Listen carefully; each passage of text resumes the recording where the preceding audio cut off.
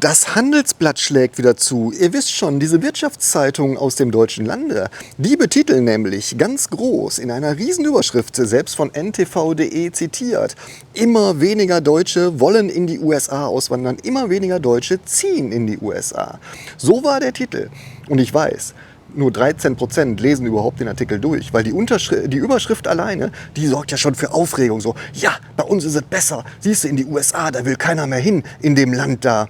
So stelle ich mir das zumindest vor, wenn dann der Heinz-Peter und die Bärbel davor sitzen und genau, siehst du, Heinz, habe ich doch gesagt, in die USA will keiner mehr. Das spiegelt ja auch so ein bisschen die Kommentare hier wieder. Aber jetzt lass doch mal überlegen.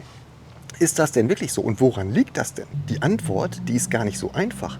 Aber wer nur ein bisschen Google, ChatGPT und OnlyFans bedienen kann, der kommt zu folgendem Schluss. Ihr müsst euch ja die Frage stellen, wie sind die denn damals in die USA eingewandert oder haben Deutschland verlassen?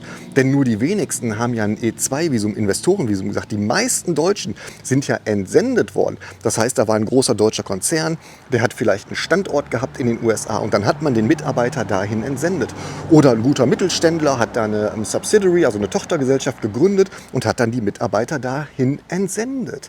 So, und jetzt sind wir mal ehrlich. Damals war die Anzahl an Visas, an E2, die war einfach geringer. Denn früher war der Bedarf gar nicht da.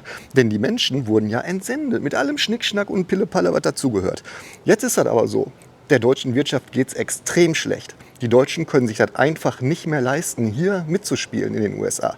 Die entsenden nämlich kaum noch ihre Mitarbeiter in die USA. Und das sorgt dafür, dass die Anzahl der Einwanderer aus Deutschland oder die Auswanderer aus Deutschland in die USA rapide abgenommen hat. Dafür aber, aufpassen, ist die Anzahl der E2-Visas nach oben geschnellt. Das heißt, die Leute haben schon den Drang, Deutschland zu verlassen und finden zur Not eigene Wege. Das ist der Hintergrund. Also nicht immer nur den Titel lesen, sondern auch mal gucken, was liegt denn dahinter.